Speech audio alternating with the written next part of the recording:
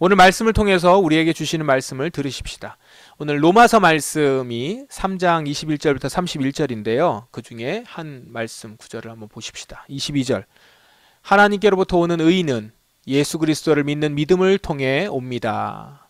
이 의는 믿는 사람이라면 누구에게나 주어지는 것이며 사람을 차별하지 않습니다. 라는 제목입니다. 말씀입니다. 하나님께로부터 오는 의가 예수 그리스도를 믿는 믿음을 통해 온다 라고 말씀합니다.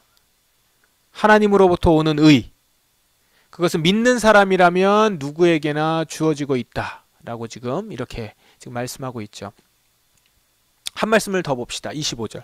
하나님께서 예수님을 화목제물로 내어주셨으며 누구든지 예수님의 피를 믿음으로 죄를 용서받게 됩니다. 하나님은 이전에 살았던 사람들이 지은 죄에 대해 오래 참으심으로 심판하지 않으셨습니다. 이렇게 하여 하나님께서는 그분의 의로우심을 보이셨습니다. 누구든지 예수님의 피를 믿음으로 죄 용서를 받는다라는 거예요. 하나님은 죄인을 즉각적으로 심판하지 않으시고 믿는 자를 받아들이시고자 오래 참으셨다라는 말씀도 여기 있습니다. 자, 여러분 이 말씀들 보시면 교회를 다니는 우리가 익히 들어왔었던 그런 말씀들이에요. 가장 기본적인 복음의 메시지죠. 이 내용들 여러분 잘 아실 겁니다. 이번 목요일부터 우리가 믿음과 죄 용서에 대한 주제로 말씀을 지금 보고 있는데요. 하나님이 우리의 죄를 용서해 주신다라는 거예요. 예수님을 믿는 자에게. 하나님이 죄를 용서해 주시는데 예수를 믿는 자에게 용서해 주신다. 이 메시지, 이걸 중심으로 하여서 우리가 지금 말씀을 묵상하고 있습니다. 어제 목요일, 금요일, 내일 토요일, 주일도 그렇고요. 여러분 오늘 로마서 말씀이 3장 21절부터 31절까지의 말씀이에요. 이 말씀을 몇 번 읽어보면서 보시면 여러분 이 본문은 로마서에서 가장 중요하다고 여기는 본문입니다. 어떤 성서학자는 성경 전체에서 가장 중요한 본문이다 라고 말할 정도로 성경의 핵심 메시지가 담겨 있는 본문입니다. 그런데 여러분 본문을 쭉 읽어보시면 오늘 아침에 이 말씀을 좀 묵상하셨습니까? 본문을 쭉 읽어보시면 읽는 구절마다 다 여러분들 알고 또 이해도 되고 받아들여지고 그런 본문 말씀일 겁니다. 분명히. 적어도 여기 지금 우리 기도회에 참여하신 분들은 대부분 다 그러실 거예요. 여기서 질문을 해봅시다.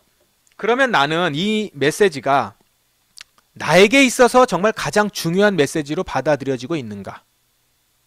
아까 뭐라고 말씀을 드렸어요? 이 로마서의 말씀은 성경에서 가장 핵심 메시지가 담겨 있는 본문이다.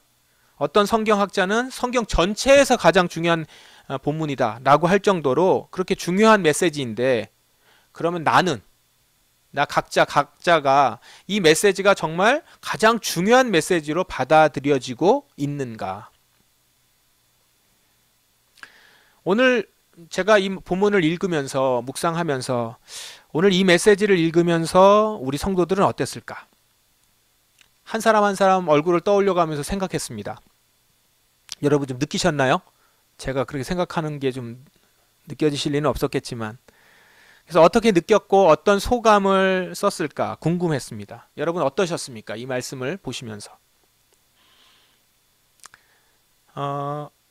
다 이해되고 알겠고 받아들여지는데 그래서요. 이 본문을 다 알겠고 받아들여지는데 그래서 이 메시지가 여러분의 삶에서 결정적으로 가장 중요한 메시지로 우리의 삶을 완전히 바꿀 만한 메시지였습니까? 종교개혁자 마틴 루터에게는 이 말씀이 여기 나와 있는 지금 이 본문의 메시지가 인생을 완전히 바꾸게 하는 메시지였다고 하죠. 우리가 종교개혁사를 통해서 보았습니다. 마틴 루터의 변화는 한 개인의 변화로 또 그치지 않았습니다. 독일을 변화시켰고요. 유럽 전역을 변화시키는 것으로 확장됐고 나아가서는 교회를 변화시켰죠. 이 말은 마틴 루터가 대단하다라고 하는 말씀을 드리고자 함이 아니라 마틴 루터가 영향을 받은 이 말씀이 그런 힘이 있다는 거죠. 이 본문 말씀이요. 그렇다면 그에게는 이렇게 중요한 메시지가 우리에게는 어떠하냐는 겁니다. 만일 이 부분에서 내게 이 말씀이 그렇게 큰 영향을 미치지 못하고 있다, 미치고 있지 않다라고 한다면, 그러면 내게는 왜 그럴까? 성경에서 이 본문은 가장 중요한 메시지라고 들었는데 나는 이 본문을 정말 그렇게 느끼지 못하고 실제로 내 삶에 그렇게 큰 영향을 미치지 못했다면 왜 그럴까? 설교를 준비하면서 이 부분을 많이 생각했습니다. 사실 이 본문은 너무 명확해서, 그리고 이 본문은 그냥 쭉 읽는 것으로 한편의 설교가 됩니다. 여기에다 더 덧붙이는 것이 사실은 이 본문 자체를 훼손하는 것 같은 느낌이 들 만큼 아주 핵심 본문인데, 그러면서 이제 이 본문 갖고 설교를 해야 되니까 설교를 준비하면서 많이 생각하게 됐어요. 그럼 우리는 이 메시지를 정말 어떻게 생각하고 있는가? 그러면 왜 이 본문이 그렇게 중요하게 와닿지 않는 것일까? 중요하지 않다라고 느끼게 된다면 그 이유는 뭘까? 모르긴 몰라도 이걸 그렇게 중요하게 여기지 않는 분들이 좀 있는 것 같아요. 그럴 것 같아요. 제가 목회자로서 여러분들을 보면서, 그리고 우리의 삶을 보면서, 우리 또한 많은 다른 그리스도인들도 보면서. 그럼 왜 그럴까? 내린 결론은, 내게 이 말씀이 그렇게 와닿지 않는 이유는 우선적으로 나의 죄에 대해서 심각하게 생각하지 못해서다라는 겁니다. 나의 죄에 대해서. 예수를 믿음으로 내가 죄를 용서받게 되었다라는 얘기거든요. 그런데 이 말씀이 나한테 울림이 없다는 것은 그건 내가 그만큼 죄 문제를 심각하게 생각하고 있지 않기 때문인 거죠. 그렇게 중요하지 않으니까 거기서부터 용서받았다는 말이 그렇게 중요하지 않은 거예요. 그러면 이 죄 문제를 심각하게 생각하지 않는 이유는 뭘까요? 사람마다 여러 가지 이유가 있을 수 있겠지만 가장 먼저는 나의 존재에 대한 생각들을 깊이 하지 않는 것 같습니다. 내가 한계가 있는 존재라는 점, 내가 정말로 죄를 짓고 살아가고 있다라는 점, 유한한 존재이기 때문에 갖게 되는 그로 말미암은 두려움이나 공포, 이런 것들이 내 가운데 없는 것, 그러니까 망각한 거죠.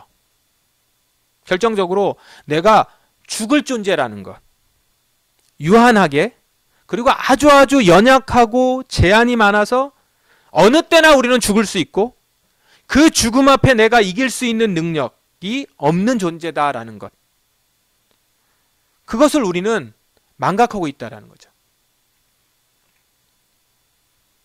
그리고 지금 이렇게 죽는다라고 하는 얘기는 많이 들었지만 그것에 대해서 내가 그만큼 실감하지 못하고 공감하지 않고 있고, 또한 이렇게 죽는 것도 바로 나의 죄 때문이라는 것, 그것에 대해서도 우리가 제대로 인식하지 못하기 때문입니다. 죄 때문에 죽는 것이기에 죽음 이후에는 심판이 있거든요. 근데 이런 사실들을 잘 실감하지 못하니까 죄 용서도, 그 앞에서 구원받음도, 그로 말미암아 우리의 삶이 변화되었다라는 것도 우리의 삶에 그렇게 큰 영향을 미치지 못하는 메시지가 되어버렸다는 것이죠. 우리 존재에 대한 생각을 하지 않으니까 그냥 사는 거예요. 죽음과 그 이유에 대해서, 보이지 않는 영적 세계에 대해서 진지하게 생각하지 않는 겁니다. 그런데 이 부분에 대해 조금만 생각하기를 시작하고요. 여러분이 지금도 오늘도 바쁘게 살으셨을 텐데 또 한 주간도 정신없이 지나갔을 수도 있어요. 그런데 그냥 이렇게 쳇바퀴 돌아가듯이 매일매일 해야 되는 일 하나하나 처리하면서 가는 삶을 잠시 멈추면 보일 거예요. 죽음과 심판이라는 것이 있고, 그리고 이 일이 나에게 해당되지 않으려면 이 죽음의 이유인 죄를 해결해야 된다라는 거죠. 그리고 이 죄를 해결해야 하는데 그것은 그 가운데 좀 실존적으로 느끼는 것은 나는 이 죄를 스스로 해결할 수 없는 존재라는 거예요. 이것을 조금만 진지하게 하나하나 곱씹어서 생각하고 받아들이면 오늘 이 본문 말씀을 뉴스 기사 읽듯이 읽을 수 없게 된다는 것이죠. 아마 두려움이 느껴지실 거요. 나의 한계 앞에서 난 아무것도 할 수 없는, 해결할 수 없는 무능함을 느끼면서 슬픔과 두려움을 느끼게 되죠. 여러분 뭐 그런 일이 없었으면 좋겠습니다만 뭐 회사에서나 사업을 하면서나 개인적인 어떤 일에 있어서 큰 어떤 실수를 했거나 큰 문제가 터졌어요. 근데 그거를 내 힘으로 해결하지 못한다는 걸 딱 직면하는 때가 있거든요. 그때 얼마나 공포감이 확 밀려오는지, 절망감이 같이 밀려오는지 몰라요. 그런데 그게 그냥 하나의 단순한 사건이 아니라 그 사건은 또 지나가면 되는데 영원한 나의 생명에 대한 부분을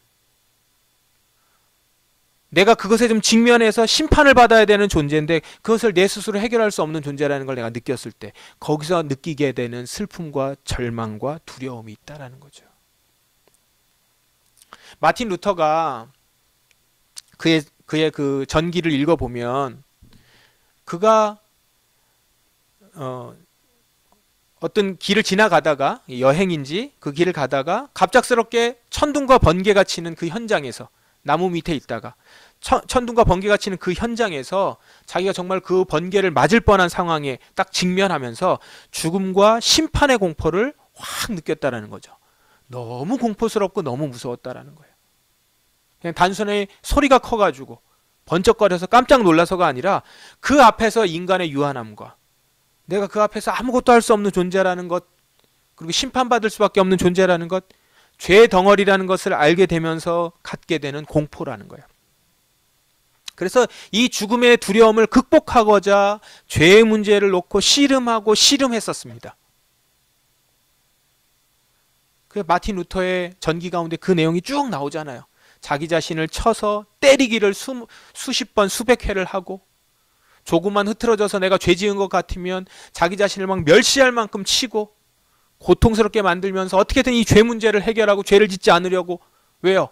그 죽음과 심판의 공포가 너무 무서웠고 그 가운데서 내가 이 문제를 해결하지 않으면 이 공포 가운데서 자유할 수 없고 풀려날 수 없다라는 것 때문에 그런 실존 앞에서의 그런 고통이 있었다는 거죠. 그런데 그런 가운데서 죄 문제를 해결할 수 있는 길을 이 말씀을 통해서 보고 나니까 어때요? 감격할 수밖에 없는 거죠. 이 자유를 어떻게 주체할 수 없는 거죠.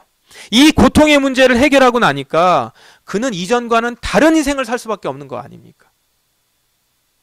그래서 자기가 가는 그냥 잘 살아갈 수 있는 길을 놓고 온전히 주님을 위하여 자기 몸을 던지는 일로 가게 되더라는 거예요. 왜요? 이 땅에서의 일들 무엇 하나 더 추구하는 것이 중요하지 않다라는 것을 몸으로 느꼈기 때문에, 알았기 때문에, 확실히 믿었기 때문에요.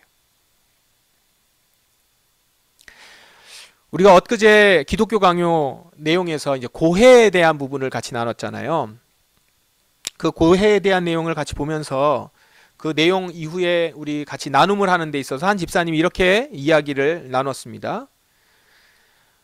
내용을 좀 보면 거기에 그 구교의 로마 가톨릭의 구교의 그 면벌부와 그 다음에 어떤 그 회개에 대한 부분, 고해성사에 대한 부분이 성경적이지 않음에도 불구하고 그거를 막 따라가고 있는 어리석음을 범한다, 이런 얘기를 이제 칼뱅이 막 신랄하게 비판하는 내용을 우리가 읽은 거예요. 그걸 보면서 이제 이렇게 나눔이 있었습니다. 왜 사람들이 이런 성경적이지 않은 회개의 방법에 대해 의문을 제기하지 않고 따랐는가? 회개에 대해 왜곡시킨 사제들, 그리고 그대로 따라간 성도들, 문제예요. 문제지만 어쨌든 그들은 죄 문제를 해결하고자 하는 갈급함이 있었다라는 거예요. 그리고 그 문제를 해결할 수 있다고 하니까 그거를 덥석 잡고 그 고해성사를 하면서 어떻게든 죄 문제를 해결하려고 했다라는 거예요. 근데 그 글을 읽으면서 자기 자신을 보고 우리 지금을 보니까 그에 비해서 우리는 그런 간절함도 없더라는 거죠. 회개에 대해서 이렇게 진지하게 열심으로 해결해 보려고 한 적이 있는가? 그런 것이 없어서 반성하게 된다, 이런 얘기를 하더라고요. 근데 참 공감이 됐습니다. 아, 그렇지. 우리가 이렇게 회개에 대한 부분을 기독교 강요를 읽으면서 이렇게 길게 묵상을 해봤는데 이렇게 생각해 본 적이 있나? 어떻게 회개를 받아야 되는 것이고 이 죄 문제를 어떻게 해결하는 것이며 나는 이 죄 가운데서, 이 죽음 가운데서 어떻게 자유할 수 있는지, 그리고 그것이 정말로 그 길이라면 내가 그 길을 위해서 어떻게 살아가야 되는지, 고해성사라고 하는 성경적이지도 않으면서 너무나도 불편하면서도 그 모든 과정을 다 따라가야 됨에도 불구하고 그걸 따라가는 사람도 있단 말이에요. 왜요? 죄 문제를 해결하려고. 이만큼 진지하게 열심으로 해결하려고 하는데 정작 지금 우리는 그 문제를 해결하는 방법을 명확히 안다고 하면서, 성경적인 방법을 분명히 안다고 하면서 정말 그 문제를 해결하고 그 문제에 대해서 이 복음의 메시지를 우리 가운데 정말로 우리의 삶의 중심으로 받아들이고 나의 삶의 변화가 일어나는 메시지가 되었는가? 그렇지 않더라는 거예요. 반성하게 된다는 거죠.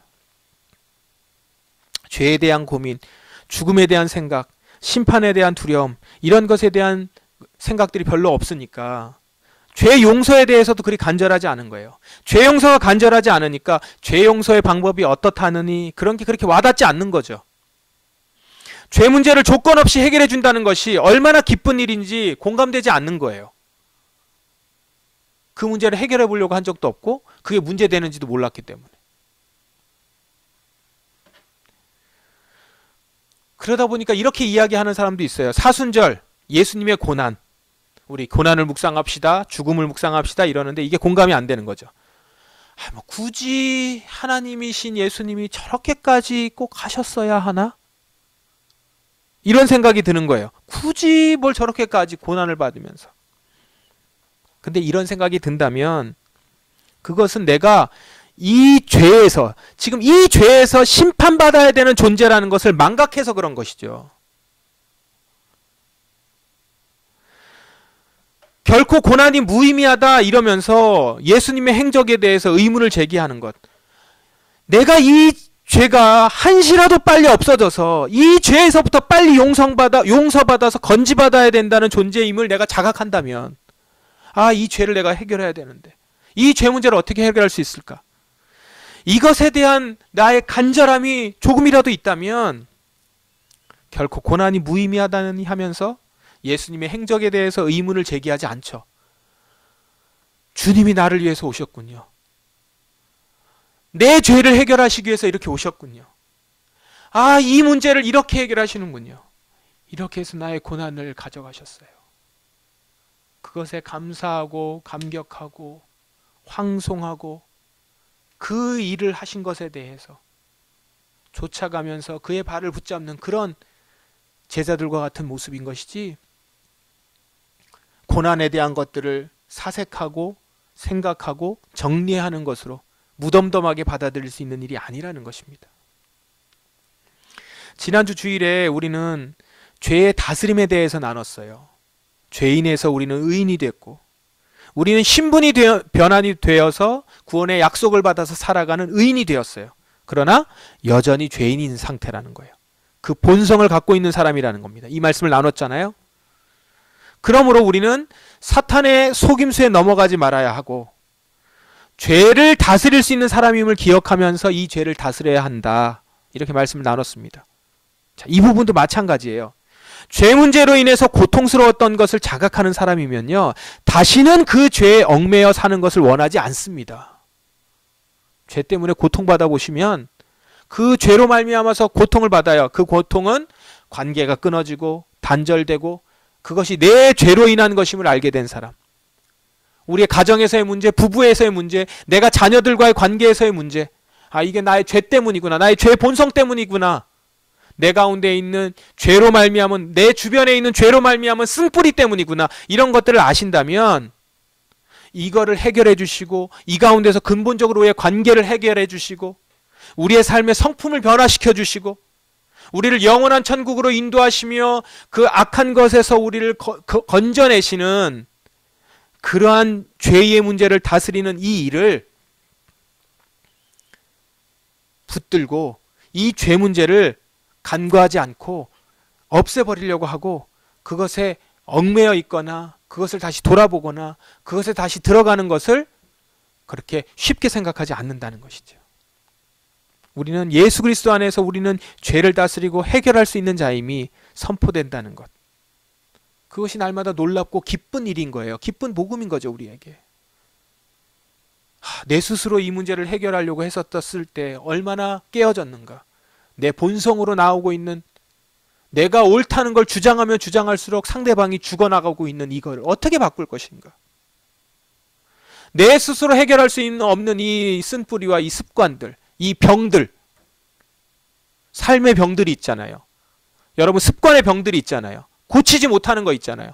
매번 하겠다 하면서 미루는 것들, 내 안에 게으름, 내 안에 이것들을 행하지 못하는 것, 약속 어기는 것들, 우리 가운데 삶의 문제에 있어서 생겨나가는 모든 성품에서의 문제들, 뭐 이런 방법 저런 방법 해봤지만 주님께서 내 안에서 자리 잡아 내가 주님의 주관하심을 받고 말씀 가운데 살아가는 것 외에는 이것들을 해결할 수 있는 근본적인 것이 없다는 걸 안다면 주님을 놓을 수가 없고 이 죄 문제를 그대로 방치하고 있지 않는다라는 것이죠. 죄 용서는 우리를 정말 살리고 그 어떤 것과 비교할 수 없는 선물이라는 것입니다.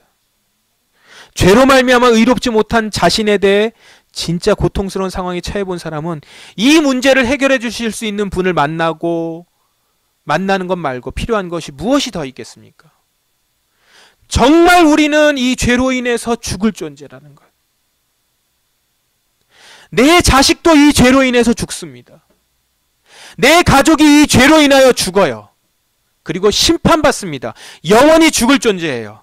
그런 나를, 그런 나의 자식을, 그런 나의 가족을 죽음 가운데서 건지셨어요. 나를 건지실 수 있는 분이 예수 그리스도 당신이십니다. 그걸 믿는 자는 누구에게나 어떤 차별도 없이 살려주신다는 거 아니에요.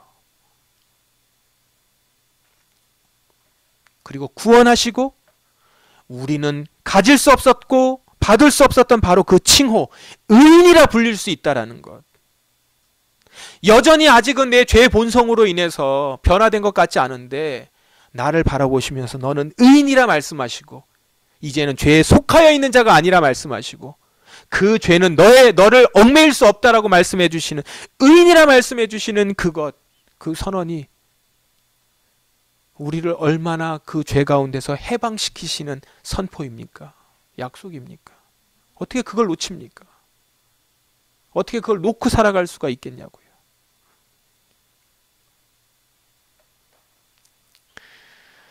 우리는 영원히 주님과 살 자가 되었습니다. 주님이 내 죄를 용서하셨다는 것, 나를 의롭다 칭해 주셨다는 것, 오늘 성령님이 여러분에게 그것을 확신시켜 주시고 실감나게 해주셔서 이 약속의 말씀, 너의 죄를 용서하셨다, 너는 의로운 존재다 라고 하신 이 약속의 말씀이 여러분 마음에 큰 증거가 되길 바랍니다. 자, 이런 마음으로 미가서 말씀을 읽어보세요. 그 마음이 조금이라도 여러분 가운데 지금 성령님이 주시길 바라며 한번 이 말씀을 제가 읽을 때 따라서 눈으로 한번 읽어보시고, 집에서 소리내어서 한번 읽어보십시오. 주와 같은 분은 없습니다. 주께서는 죄지은 백성을 용서해 주시며, 죄지은 백성, 나를 용서해 주시며 살아남은 여호와의 백성의 죄도 용서해 주십니다. 주는 영원토록 노하지 않으시며 자비를 베풀기를 좋아하십니다. 주여, 주께서는 우리에게 다시 자비를 베푸시고 우리의 모든 죄를 밟아 깊은 바닷속으로 던져주십니다. 오래전에 우리 조상에게 약속하신 대로 야곱 백성에게 진실하시며 아브라함 백성에게 자비로우십니다. 죄 용서받은 사람만이, 진짜 죄에서 용서받은 그것을 실감하는 사람만이 내 죄가 저 바다 깊은 곳으로 들어가 보이지 않는다는 것을 본 사람만이 그 자비가 어떤 것인지, 용서의 기쁨이 어떤 것인지를 알 것입니다. 죄 문제를 여러분 분명히 알 때 구원을 위한 은혜가 가장 필요한 것임을 알게 될 것입니다. 죄 문제를 분명히 알 때 우리의 자녀들에게 구원만큼 가장 필요한 것이 없음을 알고 그 영혼에게 예수 그리스도가 함께 계시도록, 그 안에 말씀이 있도록, 죄를 다스릴 수 있는 존재라는 것들을 알 수 있도록 가르치는 일을 놓지 않을 것입니다. 여러분, 은혜를 더하기 위해서 죄를 지을 필요 없습니다. 그냥 우리가 지은 죄, 내 자신의 한계를 정직하게 돌아보게 된다면 우리에게 임한 구원이 얼마나 크고 귀한 것인지를 알게 될 것입니다. 우리는 오늘도 거저 주신 주님의 은혜, 날마다 나를 의롭다 하시면서 세우시는 그 은혜 가운데 살아갑니다. 사순절 기간 예수님이 날 위해 어떤 일을 하셨는지 돌아보는 시간이 되도록 하십시다. 예수님은 나를 죄로부터 용서하기 위해서 이 땅에 오셨습니다. 용서하고자 하는 분이 용서할 사람을 찾아오신 거예요. 용서하고자 하는 분이 용서할 사람을 찾아오셨어요. 우리를 찾아오셨어요. 여러분을 찾아오셨어요. 그리고 선물을 주십니다. 하나님의 은혜로 거저받은 선물이에요. 오늘 우리는 그 선물을 믿음으로 받습니다. 그리고 이제 그 안에서 죄로부터 자유롭게 살아갑니다. 믿음 안에서 죄 용서를 받을 수 있음을 기억하며, 죄 용서를 받았음을 기억하며 날마다 주님의 자비와 사랑 가운데 그 사랑을 누리며 살아가는 우리 포도나무 성도들, 우리 포도나무 성도들과 우리의 자녀들 되기를 주님의 이름으로 축원합니다. 기도하겠습니다. 말씀을 기억하시며, 주님, 내 가운데 내가 죄인이었던, 정말 이 죄를 내 스스로 해결할 수 없는, 나는 심판받아 죽을 수밖에 없는 존재였음을 주님 실감하며 또한 인정합니다. 내 영혼 깊숙해서부터 주님, 나는 죄인입니다. 그러한 나를 구원해 주셨습니다. 오늘 성령님께서 여러분을 일깨워 주실 때 그 앞에서 토설하며 주 앞에 나아가 주님이 주시는 참된 구원의 은혜를 받아 누리시기를 원합니다. 함께 기도하겠습니다.